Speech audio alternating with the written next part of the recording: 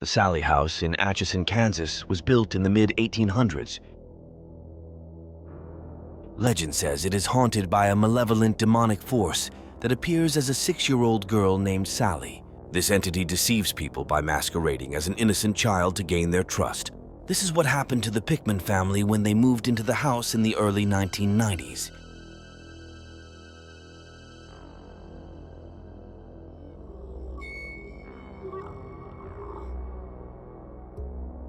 Spirit, ghost, entity. It has many names and many ways of making its presence known. The family here fears ridicule and persecution. They've asked us not to use their real names, so we'll refer to them as Pamela, Jeff, and their infant son, Donnie. The first signs of something out of the ordinary began when the young couple moved into this 128-year-old house in January of 1993. At first, the haunting activity was subtle and only seemed to be occurring in one small bedroom at the top of the stairs. Pamela and Jeff had a weird, indefinable feeling that something wasn't quite right. Their usually docile dog started feeling it too. She would whimper and cry anytime she came near that room. They now feel the persistent barking was a warning they did not heed. As these home videos show, after the birth of their son, Donnie, the bedroom was converted into a nursery. It was here that an entity began to show itself. Pictures of newborn Donnie were marred by strange blocks of free-floating light and shadow. It happened on roll after roll of film and with 2 different cameras. Even more bizarre was the discovery, when this photo was enlarged, that the crayon on the tablet seems to be held in space by an invisible hand. We tried to recreate this photo with wires, pins, and other tricks. We could not. The year was 1993, and a young couple poised to embark on the journey of starting a family had journeyed to the small town of Atchison in search of a new residence. Fatigued and a touch agitated from weeks of house tours, they finally discovered a place that resonated with them. The Sallie House, as it's now known, presented itself as a quaint abode, offering all the amenities a new family could desire. As the family began to settle into their newfound home, an undercurrent of unease began to weave its way into their daily lives. For the father, it started innocuously, a sporadic, unsettling feeling, a shiver that occasionally permeated the air, raising the hair on his arms and legs. Nothing that warranted a second thought until these innocent sensations morphed into something darker and unexplainable. First, the fires ignited. The father meticulously scrutinized every outlet and electrical connection, yet his efforts were in vain. Puzzled, he scratched his head, unable to pinpoint the source of these sporadic blazes.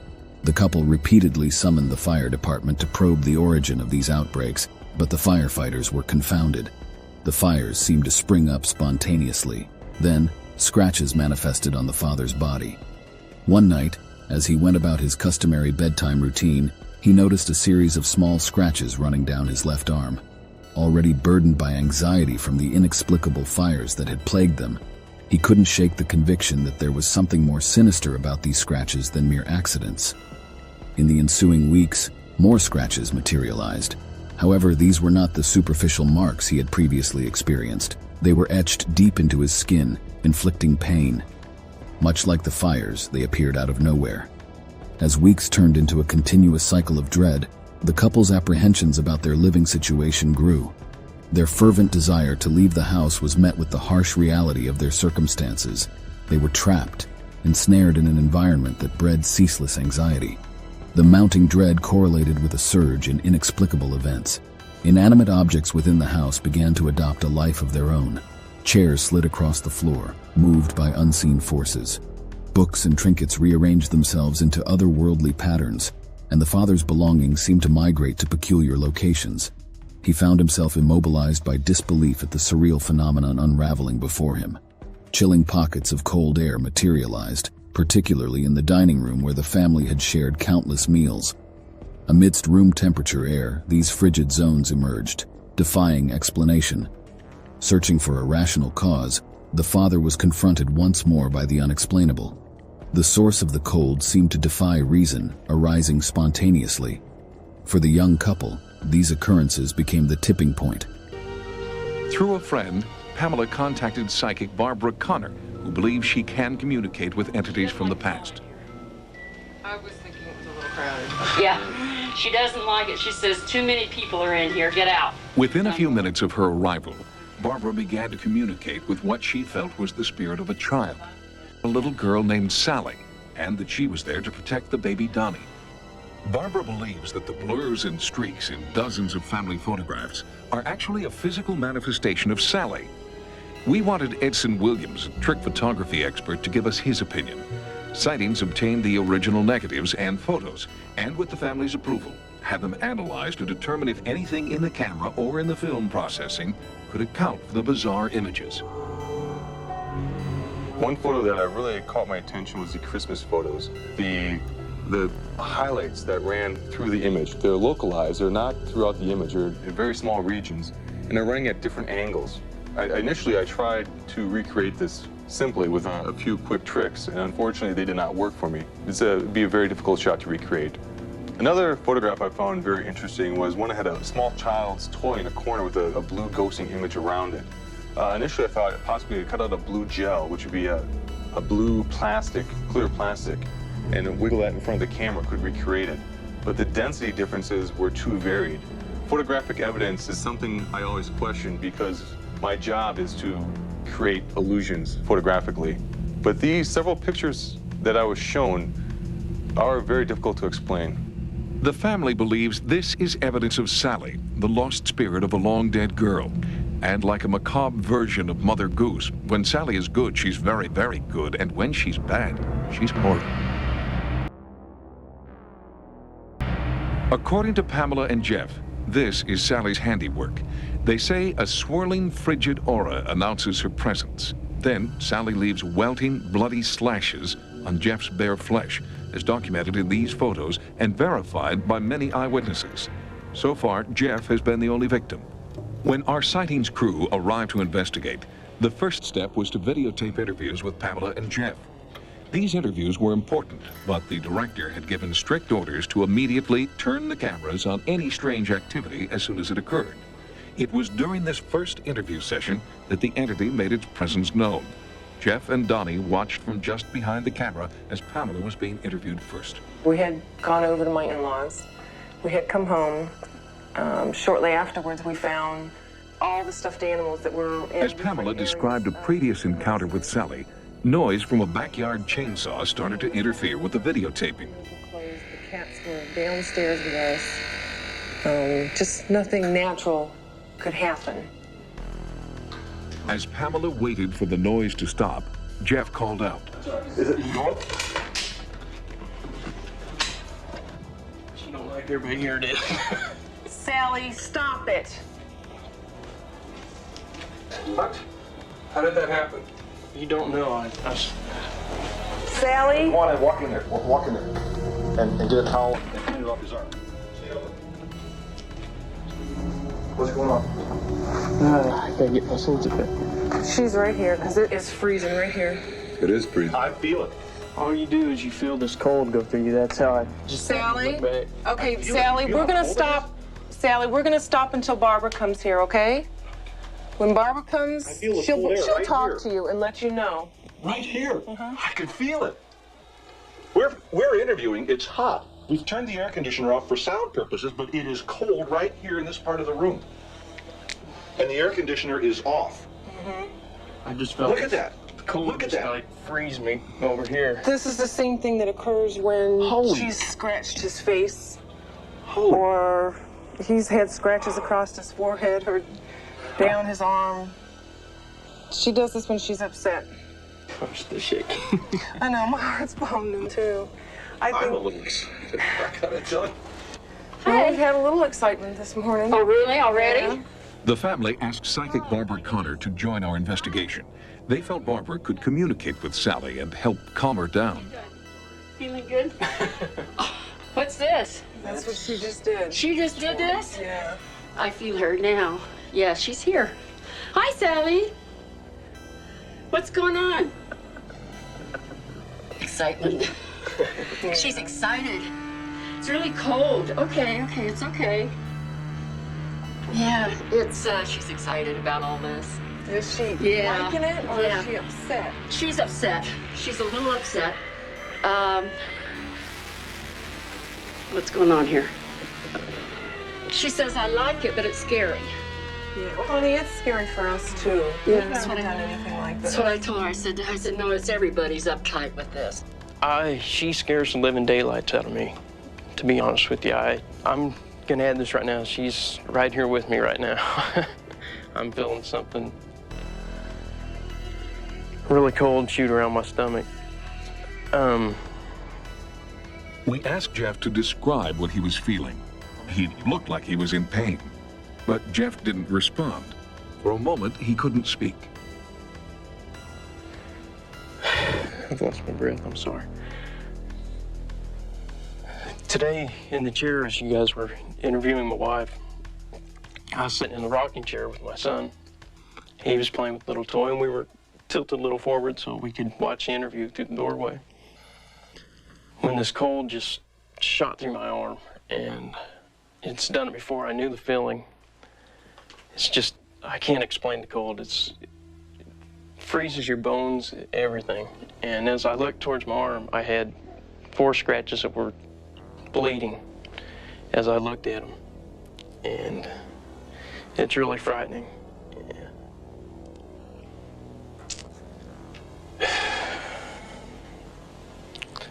She's just went right through my midsection.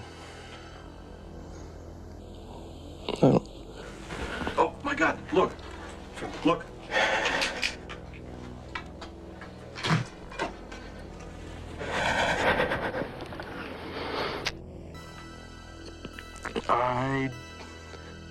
Oh, look, they're forming. Can't come up with an explanation why she does this. It's forming right there. She tends to do this to me because I upset her sometimes. And she wants to be noticed, I think, today. It's a sensation like the air conditioning on your automobile. If you put your hand up right in front of the vent, you feel the air blowing. Fresh. Real fresh. But if you move Yeah. your hand away from the vent, it goes away. Oh, I think she's It's- messing with you. it is swirling. Our sightings director is Greg Cook. He was excited about the presence of strange cold spots that would come and go without warning or reason. It is so cold right here. Oh, this is electrical charge we're talking about. Did you feel it? Did you feel it? Yeah, it's like a mild Very electrical mild, shock. yeah. Right there. Oh, my God. Can you feel it? Yeah. Oh, Jesus. electrical shock. Right here. That is unbelievable. Paranormal investigator Howard Heim brought in instruments that could measure the cold and magnetic energy everyone in the house was feeling. Howard Heim has documented over 100 reported hauntings throughout the world. Strangely enough, as soon as he arrived, our video camera began to malfunction. There was breakup, usually a sign that there's been some kind of electrical interference.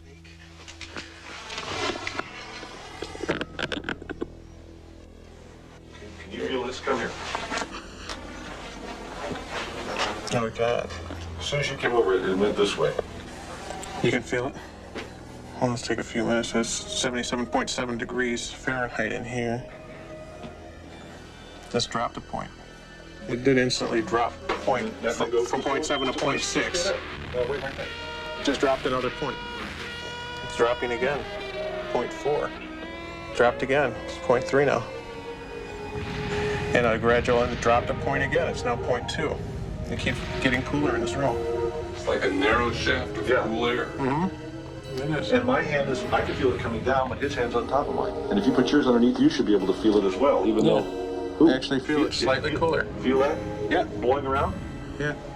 Actually feel like a small Inside circumference here. about 4 inches in diameter coming straight down. And our hands are blocking the airflow. That was interesting. It was almost like a narrow thing hitting the back of my hand. The instruments picked up both an increase in electromagnetism and a measurable decrease in room temperature. But no instrument could explain what happened just a few minutes later in the kitchen. Pamela was showing Barbara a teddy bear that had been inexplicably burned. Later, in the same spot, Sallie seemed to be telling Pamela she was the fire starter. My husband found this kind of half fresh, half dead flower singed around the edges. Is it possible that Sallie burned the rose in reaction to Pamela's discussion about the teddy bear? We went back to that earlier moment on our raw field tapes. The rose was there on the windowsill, but at this point it appeared fully red, with undamaged petals. Who could have burned that rose without anyone seeing it or smelling it in the space of less than 5 minutes? That's incredible. The interior leaves are burnt around the edges with no damage to the overlapping leaves, as if they were individually burned and then assembled. That is bizarre. You can't duplicate this. This cannot be duplicated.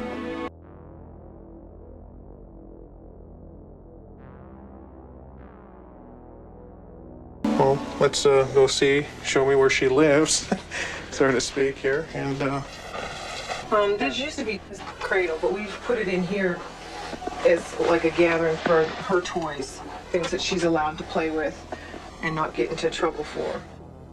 In the bedroom that had been the source of so much haunting activity, electromagnetic field readings were normal at first.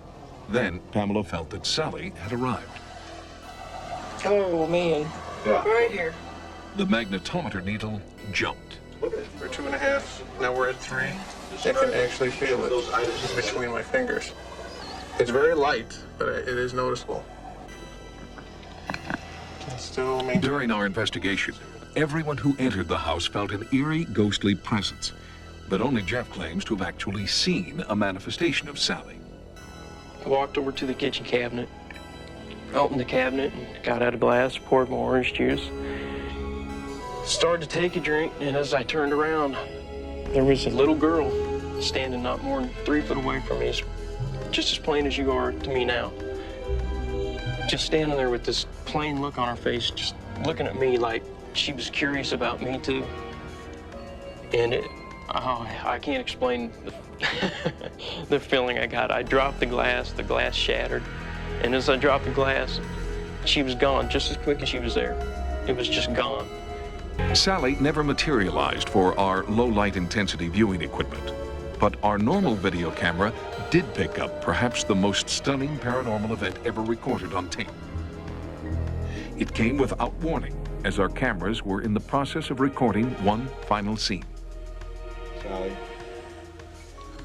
can you see through it? Is it working? Yeah. And go up? Top. Very slowly, yeah.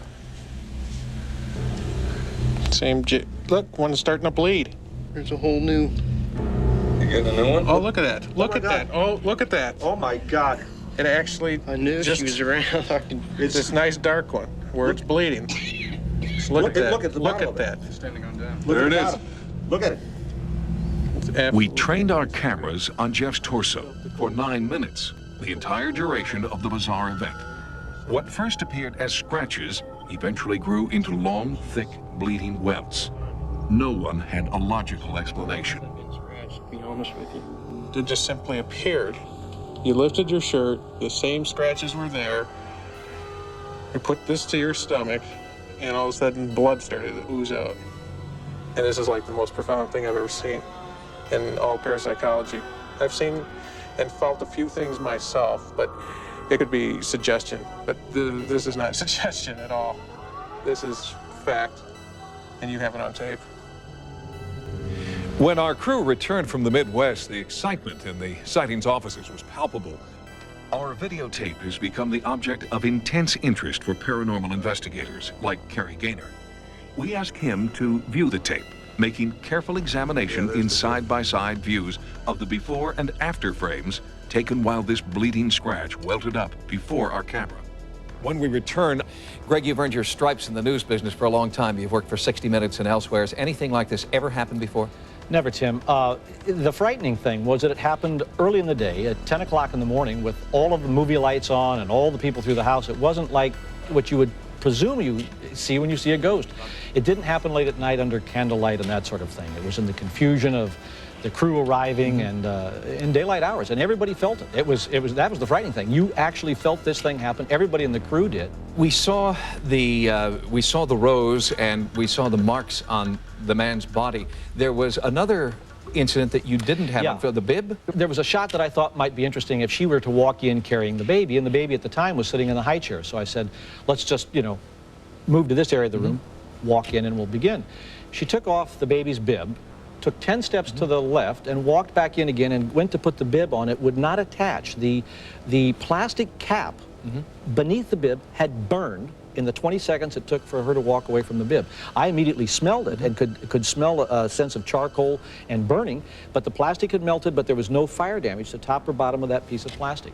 And that occurred right while we were there. It was a sort of a frightening moment. That did occur at night, and I felt a little uneasy about staying there. Well, you're a skeptical guy.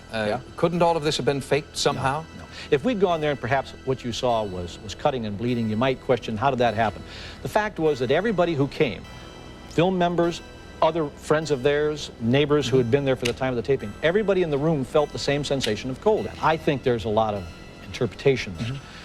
But I do know that what I felt and what everybody else in our crew felt was a definite electrical energy. It moved around the room. You could follow it around the room. It wasn't something that we just kind of said, well, we thought it was there. It was there.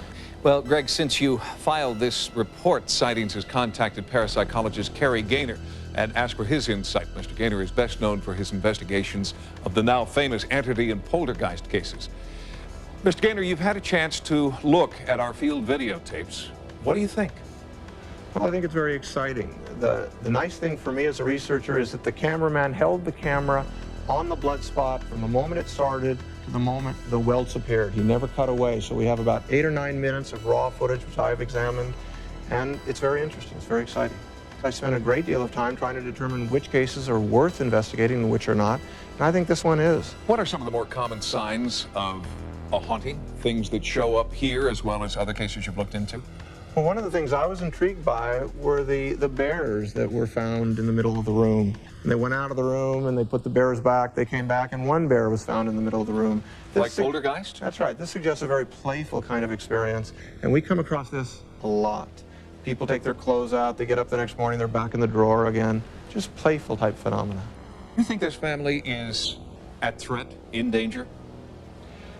Well, I think there are different types of things going on in this house. I wouldn't think there's one explanation. The bears appearing in the middle of the room is a playful type poltergeist experience, but the scratches on the man's stomach and his arm, and according to his testimony, he was yanked out of his bed. Those are pretty terrifying experiences. And yes, I'm a little concerned about that. We'll continue to look into it. Parapsychologist Kerry Gaynor, thanks for joining us. Thank you. For the Midwestern family who lives here, the last 2 years have been a paranormal nightmare. They've asked us not to reveal their true names, so we're using the pseudonyms Pam, Jeff, and their young son, Donnie.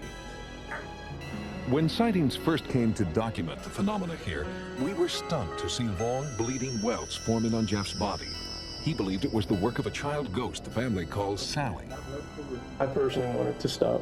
We contacted parapsychologist Kerry Gaynor, whose groundbreaking investigations of the entity and poltergeist cases have made him an undisputed authority in the field. This is the beginning of the research, and a lot more needs to be done in order for me to really feel comfortable that this is a legitimate case. So, Sightings returned to the house on 2 subsequent occasions, and each time the pattern of bloody welts appeared on Jeff. The number one question that friends and relatives that do know of our situation ask, and I'm sure probably every one of your television viewers ask, is why do you stay here? Why don't you just get out? What holds you there? Curiosity. There needs to be more data so that we can know what exactly this is, what causes it. Why do these things happen to certain people, certain places, certain times? Based on our initial findings, Kerry Gaynor joined the Sightings investigative team on our most recent trip to the Midwest. Tell me about your fear level in the beginning and how you feel now. After viewing hours of videotape shot in the field, Kerry Gaynor sat with Pam and Jeff to develop a detailed profile of the ghostly activity. We also put in place an arsenal of electronics, oscilloscopes, frequency counters and surveillance cameras that would monitor the house continuously. Much of our equipment was concentrated in the nursery, where earlier photographic anomalies had been recorded. Another camera position was at the top of the stairs, where, on a previous visit, psychic Peter James had encountered what he felt was a frightening entity. I'm getting a lot of resistance right here at the door, meaning whatever is in the room wants me out. 2 cameras were placed in the living room area, where many people had experienced strange events. Our pictures on the wall are turned upside down. The vacuum will turn off when we're vacuuming. The TV will come back on after we've turned it off. The stereo will come back on after we've turned it off. My son's musical toys will play for no reason. We were now set to monitor any anomalous activity that might occur inside the house. We turned the family kitchen into a control center. Audio transmitters were placed around the house and separate video recorders assigned to each camera. We also set up a handheld thermal imaging system. Any unusual cold spots would turn the normally red tones of human flesh to blue. During this setup, producer Craig Armstrong had his own encounter. There went right again, right over here. But I get this, I get like a cool right here. Right here. It's really weird. Perhaps it was a premonition of things to come, or a result of what Peter James had felt during his psychic investigation when he sensed death and despair. I do feel, as we speak, that over the years that at least 3 people died in this house. Our review of town records confirmed Peter James's psychic impressions. 3 people did in fact die in the house. One in 1872, another in 1900, the last in 1918. We unearthed their death records on the eve of our all-night vigil. Carrie Gaynor asked that his investigation continue by low-level lamplight. All right, why don't you make a request, anything that comes to mind. So I can do this for you, plans? I'd like for you to show them that you're really here. No one in the room heard a response, but our videotape recorded a chilling sound.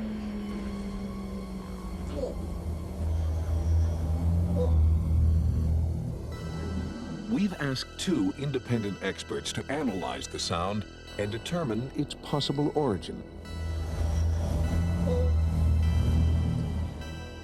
We'll bring you the complete report on their findings later in this program. Talk about not having much longer. Understand. During the time that the strange sound was being recorded, only one of 2 oil lamps began to flicker. Although the wick was trimmed, the windows were closed, and the air was still. Then, a few minutes later, Jeff felt a bizarre chill in front of him.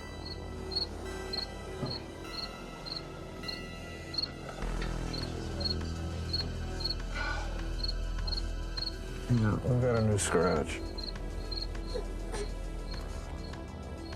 Yeah, we got fresh blood here. This wasn't here 2 minutes ago. It was just one of many scratches that appeared periodically throughout a night of bizarre events. When Pam walked in a specific area at the top of the stairs where many had felt a menacing presence, our frequency counter suddenly and inexplicably jumped from 399 to 575 megahertz. Earlier in the day, in the same area, one of our surveillance cameras picked up large amounts of interference, seen here in slow motion. But this camera was on a closed circuit, and it would be impossible for it to pick up electrical interference. And in the nursery, video signals seemed to drift and then disappear entirely, although there was no break in electrical power or the video cable. After a few moments, the signal returned to normal. The next morning, a sense of calm returned to the house. But for paranormal investigator Carrie Gaynor, it had been an unforgettable night filled with unexplained events. Yesterday and last evening, I spent about 14 straight hours here investigating this case. During that time, Jeff was attacked 11 separate times. There were 11 separate instances of scratch marks on his body. Some of the scratches were very thin, and some were very thick, welt-like scratches that were really quite frightening. Now, I was sitting here. He was sitting here. He was within a foot or two of me. And I had him under my supervision at all times. If he got up and walked away, when he came back, I asked him to take off his shirt so that I could examine what marks were there to make sure there was no trickery involved. During the last 20 years, I've investigated about 850 cases, and during that time, I have never come across anything like this. I think we've got something very interesting and very exciting here, and really potentially dangerous.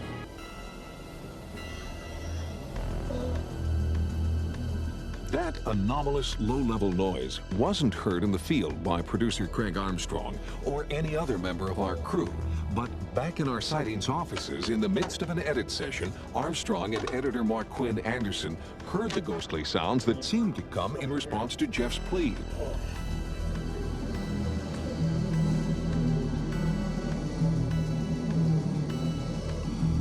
We immediately took copies of the suspect tape to two diverse audio experts.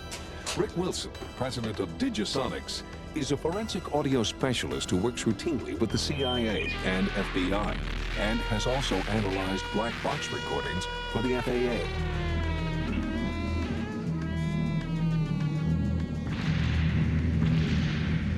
We look for a lot of the characteristics that would immediately identify it as a definitely mechanical sound, as a definitely electronic sound, and those were ruled out.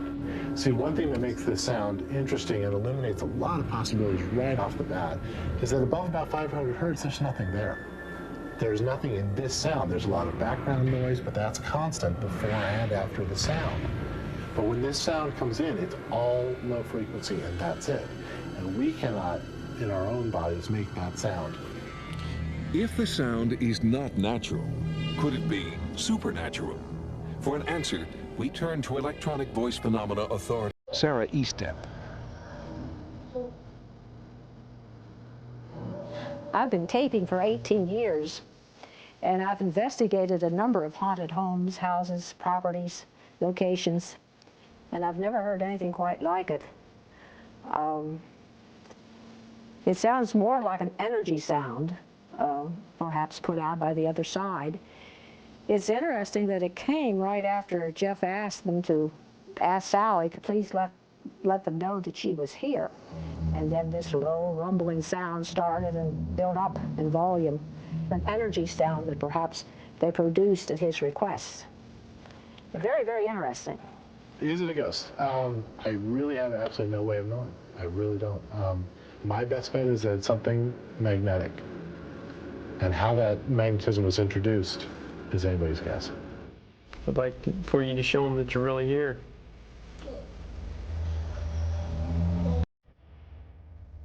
Since they moved out, the house has remained vacant, but open to investigators. The consensus is that more spirits and entities have been drawn to the house, invited by amateur paranormal investigators who implemented such dubious devices as Ouija boards. The Sallie House was constructed in the mid-1800s. It was originally commissioned by the Finney family and served as the residence of Dr. Charles Finney.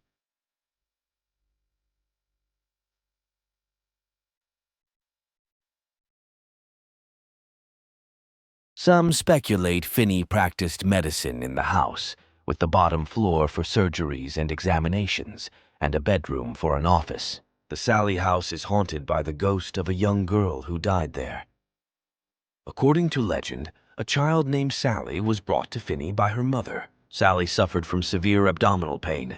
Finney suspected an imminent appendix rupture. He administered anesthesia and began emergency surgery. Unfortunately, the procedure began before the anesthesia took effect and caused her to experience excruciating pain.